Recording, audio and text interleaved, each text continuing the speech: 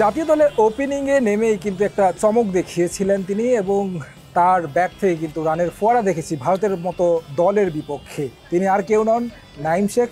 ঈদের বিশেষ আয়োজন আমাদের খেলার তারা অনুষ্ঠান এবং সেই অনুষ্ঠানে আমাদের সঙ্গে রয়েছেন নাঈম শেখ। শুরুতেই স্বাগত জানাচ্ছি নাঈম আপনাকে ঈদের এই বিশেষ আয়োজনে। ঈদ মোবারক আপনাকে। ধন্যবাদ, ঈদ মোবারক। ঈদের আলোচনাটা একটু শুরুতেই করি। কোরবানির ঈদটা আসলে কিভাবে আপনি প্ল্যান করেন? যখন ন্যাশনাল টিমের খেলা থাকে না, ফ্যামিলির সাথে ঈদ কোরবানি এই দুইটা জিনিস সবসময় আমার ফ্যামিলির সাথেই করা হয়। তো নর্মালি অ্যাজ ইউজুয়াল এবারও ফ্যামিলির সাথে কোরবানি দেয়া হবে। তো ইচ্ছা সুস্থভাবে ক্যাম্প শেষ করে ইনশাল্লাহ বাসায় গিয়ে কোরবানি দিব, এটাই আপাতত প্ল্যান। গরু কেনাকাটার জিনিসটা আসলে কতটা কঠিন এবং কিভাবে করেন আপনি? 3-4 বছর আগে হাটে গিয়ে গরু কেনা হয়েছে, বাট দেখবেন রিসেন্ট হাটে গিয়ে গরু কেনা একটু রিস্কি, একটু ডেঞ্জারাস কিছু সিচুয়েশন থাকে। তো নর্মালি এখন এইগুলি সোশ্যাল মিডিয়াতে অনেক দেখা হয়, কারণ সেফটি ফার্স্ট আমার জন্য, এটা আমি ফিল করি। তো আমি একটু এগুলি ভয় পাই। তো এখন লাস্ট 2 বছর ধরে আমার হাটে যাওয়া হয় না। তো ভাইয়া, ছোটো ভাই, বাসায় সবাই হাটে গিয়েই গরু কেনা হয়, দেন বাসায় আনার পরে আমি অনেক অ্যাক্টিভ থাকি। যখন কোরবানির ঈদ আসে একদিনের কষাই, মানে এই এক্সপিরিয়েন্স কতটুকু কেমন ছিল? ফুপু, চাচা, খালাম, মামা বাসায় সবার বাসায় আমি যে দিয়ে আসা হয়, বাট কাটাকাটিতে আমি অত অ্যাক্টিভ না, ইনভলভও না, কারণ এই জায়গায় সেফটি একটা ম্যাটার। কাজটা ফাঁকি দেন তার মানে হচ্ছে এটা? না, কাজ ফাঁকি দেওয়া না, আমার কাছে মনে হয় যে সামহাও মিস্টেক হয়ে যাচ্ছে, আমার কোনো একটা ইনজুরি হয়ে গেলাম, তো সেক্ষেত্রে আমি এগুলিতে অত বেশি ইনভলভ থাকি না। ছোটবেলায় যখন আসলে ঈদের সময় গরু কেনাকাটার, ছোটবেলায় টু বি অনেস্ট এত কিছু চিন্তা করতাম না, ধুমধাম আমার বাবার সাথে হাটে চলে যেতাম। বড় ভাই বিশেষ করে যখন দেশে ছিলেন তখন ওর সাথে যাওয়া হতো। এখন হয়তো ওইভাবে হাটে গিয়ে কেনা হয় না, কিন্তু আমি চেষ্টা করি ফোনে কানেক্ট থেকে যে আচ্ছা কেনা হয়েছে কিনা, এসব জিনিসগুলি অ্যাক্টিভ থাকি। বন্ধুরা মিলে আড্ডা দেওয়া ঈদের সময় একটা খুব কমন বিষয়, সবাই একসাথে হওয়া। ওই আড্ডাটা কতটা মিস করেন যখন আসলে জাতীয় দলে যখন ছিলেন, তখন আসলে যখন দেশের বাইরে বা ঈদ কাটাইতে হয়েছে কিনা, ওই সময়গুলো আসলে কতটুকু মিস করেন? এখন আড্ডাটা আসলে কতটা উপভোগ করেন বন্ধুদের সাথে? 2014-15-তে আমি যতটা অ্যাভেলেবেল ছিলাম, 16-17 থেকে কিন্তু ওই ব্যাপারটা আমি ওরকম আর অ্যাভেলেবেল নাই। আমার ফ্রেন্ড সার্কেলকে ওইভাবে টাইম দেওয়া হয় না, কারণ স্কুল লাইফের একটা ফ্রেন্ড সার্কেল, কলেজ লাইফের একটা ফ্রেন্ড সার্কেল, তো ওভারঅল সব কিছু মিলে একটা বড় ফ্রেন্ড সার্কেল, ওদের সাথে ওইভাবে এখন আর সময় দেওয়া হয় না, কারণ আমি আমার প্রফেশনাল লাইফে ব্যস্ত। তো ওই জিনিসগুলি মিস করি, কিন্তু এই ঈদ কোরবানির সময়টায় আমার ফ্রেন্ড সার্কেল, আদার আত্মীয় স্বজন যারা আছে এদের প্রপার টাইমটা দেওয়ার চেষ্টা করি। খেলাধুলা হয় বাড়িতে গেলে ঈদের সময়? যখন ছোট ছিলাম গলি ক্রিকেট খেলতাম, তো ওই শর্ট ক্রিকেট যখনই বলেন এই ঈদ আর কোরবানি না, সবসময় বাসায় গেলে এটা খেলা হয়, বাসার ছাদে হোক, গলিতে হোক, যে জায়গাটাই হোক, এটা খেলা হয়। এমন কোনো স্মৃতি আছে যে একবার প্রথম বলে আউট হয়ে গেছেন, বলে না এটা আউট হয় না? এরকম অনেকবার বাসায় খেলা স্টার্ট হয়ে গেছে ছাদে।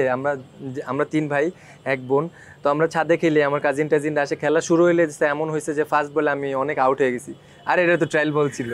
এরকম অনেক হয়েছে। তো ইভেন স্টিল এখনও হয়, এবারও বাসায় গেলে এমন হইতে পারে যে আমি যদি আর্লি কোনো রকম ফার্স্ট বল আসে না যে বলে স্পিড এমন হবে, এটা বেশি জোরে করা যাবে না, তো এমন হলে ওই চেক প্রত্যেকটা ইয়ার সময় যে যখন আমি আউট হয়ে গেছি, কোনো চান্সই নেই। এই জায়গাটা এটা নিয়ে প্রত্যেকবার আমার বড় ভাই ছোট ভাইয়ের সাথে লাগবেই। এটা নিয়ে চ্যালেঞ্জ কোনটা বেশি, বন্ধুদের সাথে ওই খেলার আড্ডায় না এখানে ক্রিকেট মাঠে?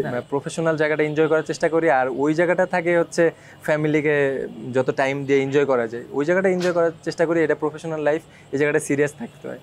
ঈদে ঘুরতে যাওয়া হয় কোথাও ফরিদপুরে? আপনার পছন্দের জায়গা যদি বলি। না, নর্মালি ফরিদপুর শহরটা ওরকম অতটা বড় না, যেহেতু আমি এখন ম্যারিড। আমার ওয়াইফের সাথে ফার্স্ট একটা ঈদ করা হয়েছে, কোরবানির ঈদ। চেষ্টা করব ওই ফ্যামিলিকে টাইমটা দেওয়ার জন্য, ওয়াইফকে প্রপার টাইমটা দেওয়ার জন্য। আমি যেই জিনিসগুলি একা একা করতাম, এখন হয়তো ওয়াইফকে নিয়ে অনেক জায়গায় যাওয়া হয় নাই, অনেক ফ্যামিলির বাসায়। তো ইনশাল্লাহ এবার চেষ্টা থাকবে ওকে সাথে নিয়ে তাদের বাসায় যাওয়া। মানে সংসার নিয়ে কথা বলছিলেন, নতুন বিয়ে করেছেন বললেন, কেমন আসলে পার্থক্য করলেন যদি ব্যাচেলর লাইফের সাথে বিবাহিত জীবনের? ডেফিনেটলি সিঙ্গেল লাইফ আর ম্যারিড লাইফ কখনোই এক হয় না। তো আলহামদুলিল্লাহ এখন আমার লাইফে ম্যাসিভ চেঞ্জ আসছে। তো অনেক জিনিস আছে যেগুলি বিয়ের আগে ডিসিপ্লিন ছিলাম না, এখন ওই জিনিসগুলি আর লাইফ পার্টনার যখন থাকে ওই জিনিসগুলি হয় না। তো এখন অনেক বেশি পার্সোনাল লাইফ, প্রফেশনাল লাইফ, বোধ জায়গায় অনেক ডিসিপ্লিন থাকতে হয়। ম্যাক্সিমাম ওয়াইফাই লাইক করে একটু গোছানো, যত পরিষ্কার পরিচ্ছন্ন থাকা যায়, যত ডিসিপ্লিন থাকা যায়। তো আমার ওয়াইফও সেম, ও একটু গোছানো লাইক করে। তো আমি চেষ্টা করি ওর সাথে ম্যানেজ করে অ্যাডজাস্ট করে চলার জন্য। তো আলহামদুলিল্লাহ। বিয়ের পর আমরা শুনলাম অনেক বেশি ম্যাচিওর হয়েছেন, অনেক বেশি আলোচিত হয়েছে আপনার এই মন্তব্যটা, আসলে কতটুকু ম্যাচিওর এখন? ওইভাবে বলতে পারবো না, বাট আমি নিজে ফিল করি যে এখন আমি অনেক ওয়েল ম্যাচিউরড। প্রফেশনাল লাইফে তো চেষ্টা করতেছি, যতগুলি টুর্নামেন্ট সামনে ছিল সবগুলিতে টপ লেভেলের পারফরমেন্স করার চেষ্টা করছি। ইন ফিউচারের সামনে যতগুলি ইভেন্ট থাকবে, যত খেলা থাকবে, 100% দেওয়ার চেষ্টা করব। আমরা শুনলাম যে আপনি বিয়ে করতে যেয়ে আসলে ভাবির কাছ থেকে রিজেক্ট হয়েছে। It's true true. এই গল্পটা একটু শুনি, আমাদের দর্শকদের একটু শোনান। সত্যি কথা বলতে অনেকেই বিশ্বাস করে না যে এটা আমাদের অ্যারেঞ্জ ম্যারেজ।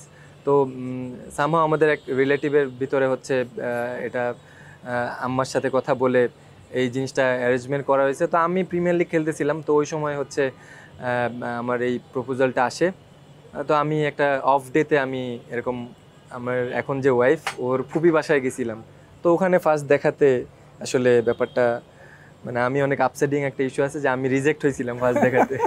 তো এটার জন্য আমার জন্য অনেক আপসেটিং একটা ইস্যু। তো এই আর কি, এটা অনেক ইন্টারেস্টিং আমার জন্য। পরে কিভাবে আসলে বিয়ে হলো? পরে আমি তো একটু নাসরবান্দা, আমি কি হাল ছেড়ে দেওয়া পাবলিক নাকি? মানে আপনি পিছনে লেগেছিলেন, মানে হ্যাঁ। অ্যারেঞ্জ থেকে আবার মানে লাভ ম্যারেজের দিকেই ডাইভার্ট হয়েছে? ও একটু সময় নিচ্ছে, আমি বলছি, আমি আমার বাসায় বলছি যে এখানে আগাও, ইনশাল্লাহ এখানে বিয়ে করতেছি, আমার দিক থেকে গ্রিন সিগন্যাল দিছি। বাট আমি হাল ছাড়িনি, আমার এফোর্টটা আমি সবসময় দেওয়ার চেষ্টা করছি। যখন দুই ফ্যামিলির ভিতরে কথা হয়েছে, দেন আমি আমার এফোর্ট আর ছাড়ি নাই। কনভিন্স করার পাওয়ার খুব ভালো তাহলে। আলহামদুলিল্লাহ, এটা খুব ভালো। ক্রিকেটে ফিরি। এখন আপনি লাস্ট বিপিএল এ দুর্দান্ত পারফর্ম করেছেন, সেঞ্চুরি পেয়েছেন, এনসিএল এ মানে হাইয়েস্ট রান গেটার হয়েছেন। সব মিলিয়ে আসলে নিজেকে আসলে কতটুকু স্যাটিসফাইড মনে করেন এই লেভেলে পারফর্ম করে? আসলে to be honest, as a cricketer আপনার স্যাটিসফ্যাকশন আসার কোনো চান্সই নাই। আপনি অ্যাজ এ ক্রিকেটার যতদিন ক্রিকেট খেলবেন আপনার টপ লেভেল পারফরমেন্স করতে হবে, নিজেরে বিট করার একটা চ্যালেঞ্জ থাকবে সব সময়। তো নিজেকে ওইভাবেই চিন্তা করি যে আমার স্ট্যান্ডার্ড গ্রো হচ্ছে কিনা। তো এই জিনিসগুলি আমি অনেক নোটিস করার চেষ্টা করি, আমার কোথায় ল্যাগিংস ছিল ওগুলি ফুলফিল করতে পারতেছি কিনা, কি ভালো জিনিস করলাম ওগুলিও মাথায় রাখি। তো ওভারঅল মাইন্ডসেট আপে একটা ভালো পরিবর্তন আনার চেষ্টা করছি। আমার নিজের পার্সোনাল প্রফেশনাল লাইফে আমি চেষ্টা করতেছি কতটা আমার পারফরমেন্সে টিমের জন্য ইম্প্যাক্ট রাখতে পারতেছি, এই জিনিসগুলি অনেক মেনটেন করার চেষ্টা করতেছি। তো আলহামদুলিল্লাহ লাস্ট যতগুলি টুর্নামেন্ট খেলছি চেষ্টা করছি আমার বেস্টটা দেওয়ার জন্য। আপনি আসলে নিজেকে কোনো একটা নির্দিষ্ট ফরম্যাটের জন্য ভাবেন কি, যেটা আসলে আপনি বেশি পছন্দ করেন? 3টা ফরম্যাট আলাদা করতেছি না, সব রকম ক্রিকেট খেলার জন্য মেন্টালি আমি এখন প্রিপেয়ার্ড আছি। টু বি অনেস্ট, আমি রেড বল অনেক বেশি এনজয় করি। ডিসিপ্লিন ক্রিকেট কীভাবে খেলা যায় আমি চেষ্টা করতেছি রেড বলে অনেক বেশি ইমপ্রুভ করার জন্য, অনেক দ্রুত লার্ন করার জন্য। হোয়াইট বলে আলহামদুলিল্লাহ আমি good enough, well prepared. Red বলের জন্য আমি আরও বেশি কনসেন্ট্রেট করতেছি। যখন আসলে ন্যাশনাল টিম থেকে বাইরে গেলেন তখন আসলে কারোর সাথে আলোচনা হয়েছে, সিনিয়র ভাই কিংবা কোচ? ডোমেস্টিক আমাদের এক্স যত সাবেক প্লেয়ার আছে সবার সাথে, সিনিয়র যারা আছে কম বেশি আমি সবার সাথেই শেয়ার করছি। কারণ দেখেন অ্যাজ এ ক্রিকেটার আপনার সবসময় আপনার ফ্লোটা একরকম যাবে না, আপ অ্যান্ড ডাউন থাকবে। তো ওই টাইমে কিভাবে মেন্টালি অনেক হেলদি থাকা যায়, কিভাবে আরও বাউন্স ব্যাক করে অনেক ভালো রিকভার করা যায়, তো ওই জিনিসগুলি আমি অনেক সিনিয়রদের কাছ থেকে, ডোমেস্টিক যত কোচ আছে এদের কাছ থেকে হেল্প নিয়ে ওই জিনিসগুলি মেন্টালি গ্রো হওয়ার চেষ্টা করছি। তো ওগুলি আমার অনেক ব্যাকআপ দিছে, আমার মেন্টালি অনেক হেল্প করছে ওই জিনিসগুলি। স্পেশালি কার সাথে বেশি কাজ করা হয় ব্যাটিং নিয়ে? স্পেসিফিক আমি আনোয়ার ভাইয়ের সাথে খুবই কাজ করি, বাবুল স্যার আছে, সুজন স্যার আছে, যার সাথে যখন আমি টাইম অ্যাডজাস্ট হয় তার সাথে তখন ওইভাবে টাইম স্পেন্ড করার চেষ্টা করি। ন্যাশনাল টিমের ফিল্ডে তার লক্ষ্যটা কি থাকবে, কতটুকু ম্যাচিউর খেলার চেষ্টা করবে? ধরেন ওয়ার্ল্ড ক্লাস হইতে গেলে আপনার ডেফিনেটলি ডোমিনেট করে খেলতে হবে। ন্যাশনাল টিমে ব্যাক করাটা আমার মেন ফোকাস না, আমার ফোকাস হচ্ছে আমি ন্যাশনাল টিমে গিয়ে ডোমিনেট করে খেলবো, এটাই আমার মাথায় আছে।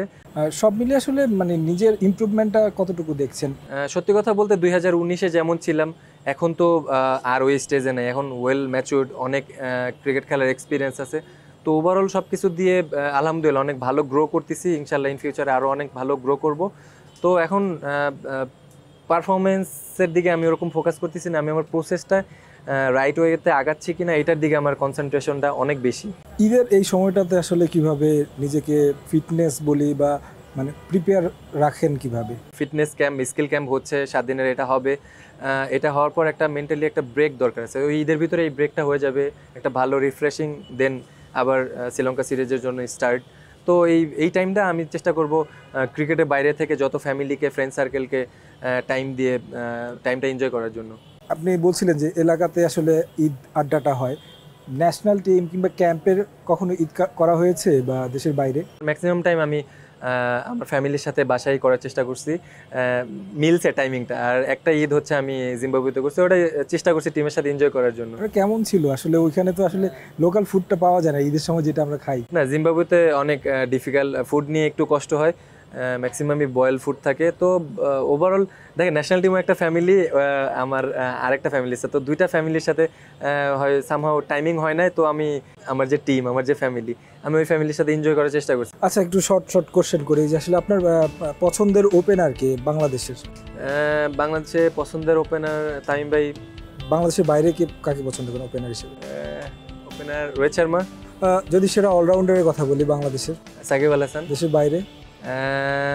দেশের বাইরে টেরে না, সাকিব আল হাসান, অল টাইম সাকিব আল হাসান। কার সাথে আপনার মানে একটা ড্রিম থাকে না মানুষের যে আমি তার সাথে একটা জুটি হয়ে ওপেন করতে চাই? এটা তো এখন পসিবল না, সে ক্রিকেট খেলে না। একটু জানার জন্য আমার ইচ্ছা আমি ব্র্যান্ড লারার সাথে নামবো। Difficult pacer? হ্যাজিলউডকে টাফ মনে হয়েছে, যে চ্যালেঞ্জিং। বাংলাদেশের বোলারদের কাকে বেশি টাফ মনে হয়? পেস বোলিং ডেপথ অনেক ভালো, সবাই অনেক চ্যালেঞ্জিং, সবাই ভালো। যদি বলি সেরা ক্যাপ্টেন কে আপনার? আমি হচ্ছে রিয়াদ ভাইয়ের ক্যাপ্টেন্সিতে খেলছি বেশি, সাকিব ভাইয়ের ক্যাপ্টেন্সিতেও খেলছি, তামিম ভাইয়ের ক্যাপ্টেন্সিতেও খেলছি, সবারটাই খেলছি, সবারটাই ভালো লাগছে। এক একজনের এক এক রকম প্ল্যান, এক এক রকম থট। আপনার ভারতের কোন ক্রিকেটারকে বেশি ভালো লাগে এখনকার এই সময়ে? শুভমান গিল ভালো, অনেক ভালো লাগে। বিরাট কোহলি। দেশের নাম বলে আপনি ওই দেশের মানে পছন্দের ক্রিকেটার বলবেন? হ্যাঁ। Australia? Australia Ponting. New Zealand? Williamson. South Africa? Jack Kallis, de Villiers. দুইটা আমি নিতে পারবো না একটা। আচ্ছা, England? England Nasir Hossain. Pakistan? Shahid Afridi. Sri Lanka? My all time favourite Kumar Sangakkara. Zimbabwe? Taylor. Ireland? Tector. এখন নাইম ভাই, একেবারে শেষ পর্যায়ে চলে এসেছি। আসলে ঈদ উদযাপন করছে সবাই, তো দর্শকদের উদ্দেশ্যে যদি আপনি বলতে চান, আপনার অনেক ফ্যান ফলোয়ার ভক্ত রয়েছে। আসলে দর্শকদের উদ্দেশ্যে বলবো, যেহেতু আমাদের ন্যাশনাল টিমে এখন একটু টাফ টাইম যাচ্ছে, আমরা সবসময় চেষ্টা করব ন্যাশনাল টিমের পাশে থাকার জন্য। আপনারা যখন পজিটিভ চিন্তা করবেন, আমরা ইনশাল্লাহ পজিটিভ কোনো রেজাল্ট দেওয়ার চেষ্টা করবো। আর অবশ্যই আমার জন্য দোয়া রাখবেন, আমি যেন ন্যাশনাল টিমে খুব ভালো কামব্যাক দিতে পারি। আর আমার জন্য দোয়া করবেন, আপনাদের জন্য শুভকামনা থাকলো। নাইম, আপনাকে অসংখ্য ধন্যবাদ সময় দেওয়ার জন্য। আপনার ঈদ দারুণ কাটুক, ঈদ মোবারক আপনাকে। দর্শক, এই ছিল খেলার তারা। আমাদের সঙ্গে ছিলেন জাতীয় দলের ক্রিকেটার নাঈম শেখ। সঙ্গে থাকুন সময়।